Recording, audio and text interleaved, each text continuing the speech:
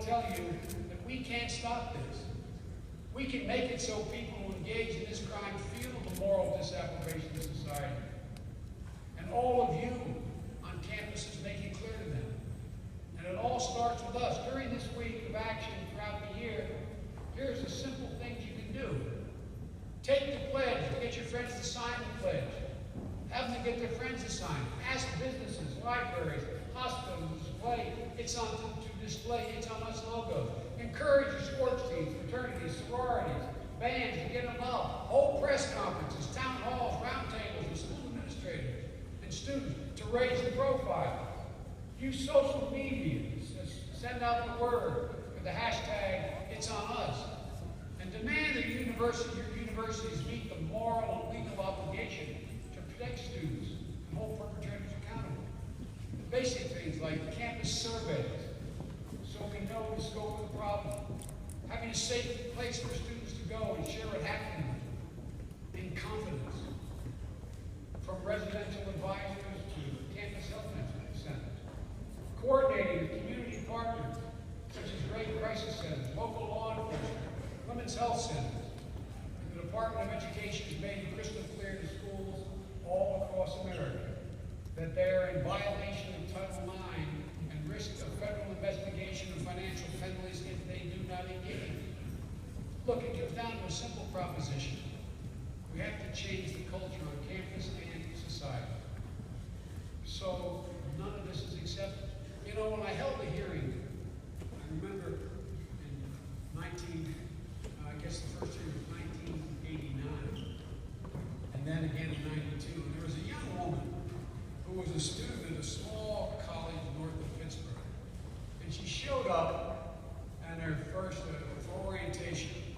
And they didn't have a football team, but they had a soccer team. And they had a traditional bonfire on the Friday before the first game.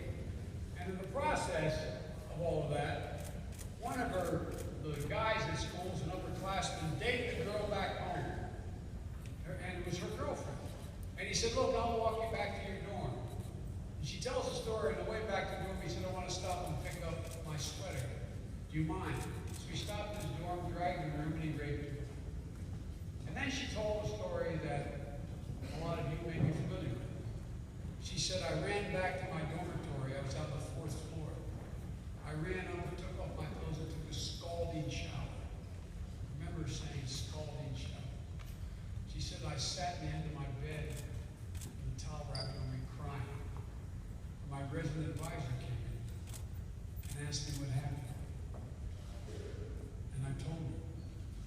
And she said, you've been raped. And I said, no, I wasn't raped. I knew him. I wasn't raped. I knew him. What does that say about our culture? What does that say about who we are? You all know what the phrase rule of thumb means? Ever hear it?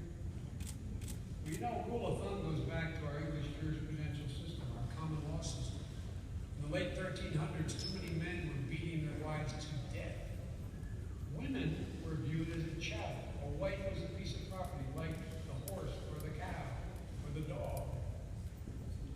And so, because so many were dying, our English system of law said you cannot beat your woman with a stick larger than the circumference of your thumb. When I drafted this legislation, I had my staff go and look at what's built in. It's like institutional racism. It's institutional bias against women. And you know what? In my state of Delaware, progressive state, if you went out with a man who you knew and he brutally raped you, that man could not be tried at a first-degree rape, the most serious charge. And if a man jumped out of an alley and did the exact same thing to you, he'd be tried for first-degree rape with a stronger penalty. What does that say? It must have been something you should have known about the guy. Somehow, you're partially responsible. Somehow. There was a young woman, a celebrated model.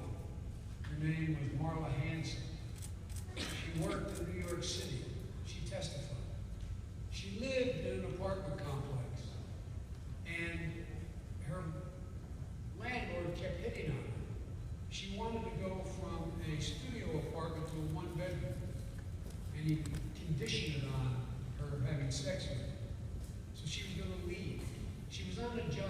plumbing job, she got a phone call. He said, come and meet me in the bar and restaurant downstairs, like many major city office complexes have, and apartment complexes. And you can sign a contract. She showed up, he hit on her, she got up and left, and this time he hired 2 goons to follow her out. And they took razors and they slashed her face. I asked her, I said, what did your mother say? She said she wondered why I was in the bar. What did your girlfriend say? They asked me, what was I wearing? Did I have on a short skirt? What did I say? We have